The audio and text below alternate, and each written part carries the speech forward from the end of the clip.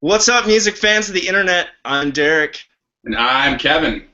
and we're last week's album. We're talking about good music, but before we go any further, we're going to start things off like we always do, drinking a beer. Cheers, Kevin. Cheers, everyone at home.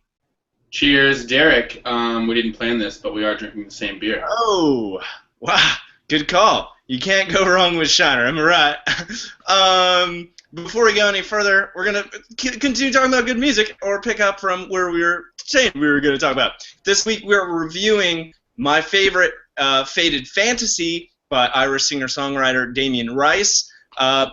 Damien Rice kind of burst onto the scene in 2002 or 2003, depending on if you're looking at the UK or US release date, album O, and that was followed up in 2006 by a sophomore album, 9. So, if anything, he expanded on the verbiage of the album title itself here, going from one character to many. So, this one was also produced by Rick Rubin, and so as I kind of alluded to earlier, this follows an 8-year absence following his sophomore album, which Kevin and I have kind of been speculating as to maybe attributable to a breakup, poor reception following his sophomore album.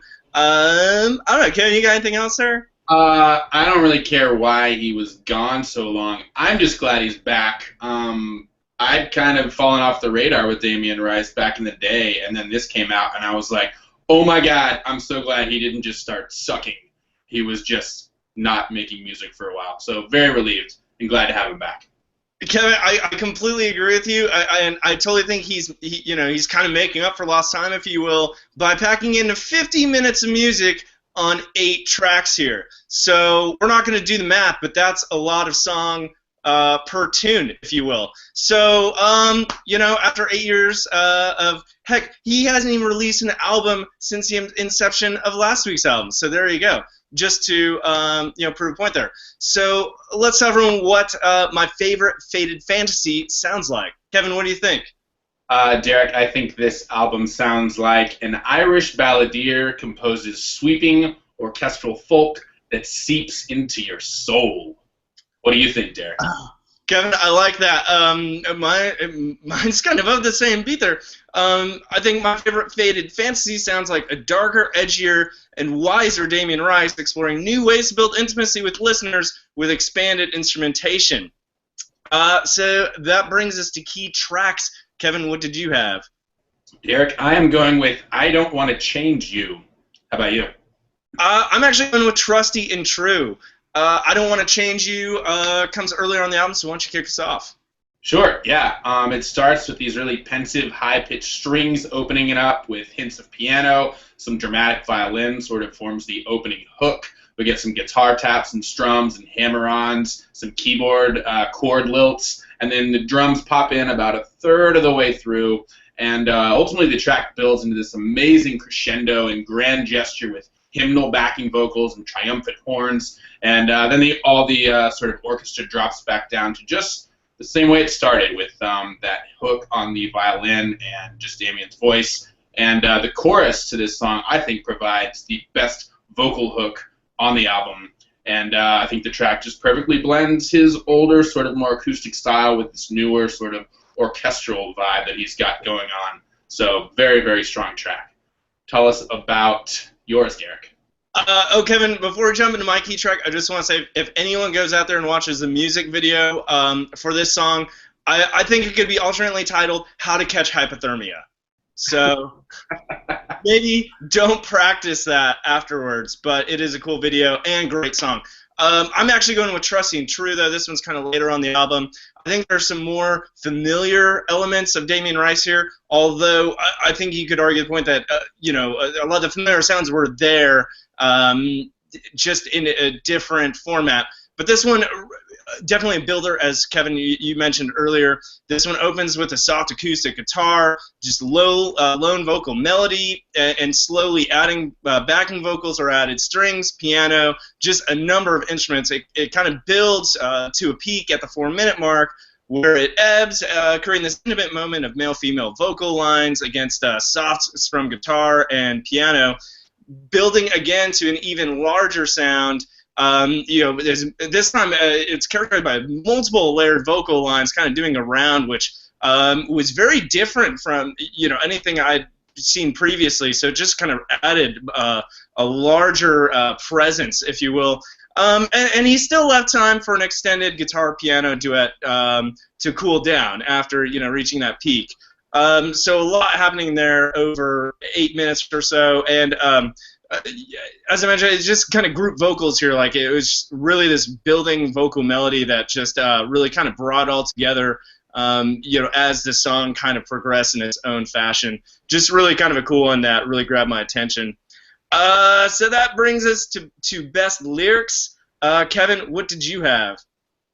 Sure, Derek. I am going with a line from the song called "The Greatest Bastard." And I'm not even going with a full line. I'm just going with the song title, "The Greatest Bastard," which does appear within a line in the song. I just thought it's a great double entendre, and it's everything that's great about Damien's songwriting. It's funny, yet heartbreaking. It's honest, yet biting, and it's simple, yet profound. Just all super tight, well-rounded in one little line there. So, "The Greatest Bastard," I'm going with. What about you, Derek?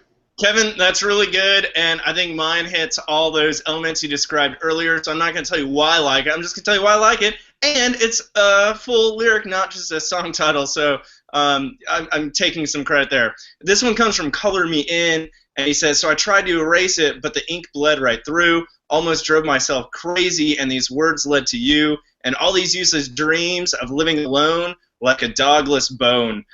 Just some of the wordplay there at the end, especially with the imagery of a dogless bone, it just kind of very thought-provoking and just clever wordplay throughout. So just a lot of options here I had to sort through. Just lyrically strong like his previous work. So that brings us to overall rating. Kevin, what did you think of my favorite Faded Fantasy?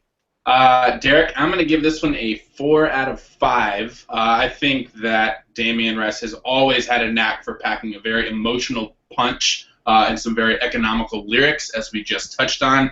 That knack is still very well intact on this album here. He also experiments with these interesting twists and turns and diversions with surprisingly successful results, I'd say. To me, a few tracks seem to meander a little too far without going anywhere with these really cool builds and dynamics that he was doing in other tracks that I thought worked a little better. But overall, a great return to form from an amazing singer-songwriter. So 4 out of 5. What do you say, Derek? Kevin, we're in agreement. I'm giving this a 4 out of 5 as well.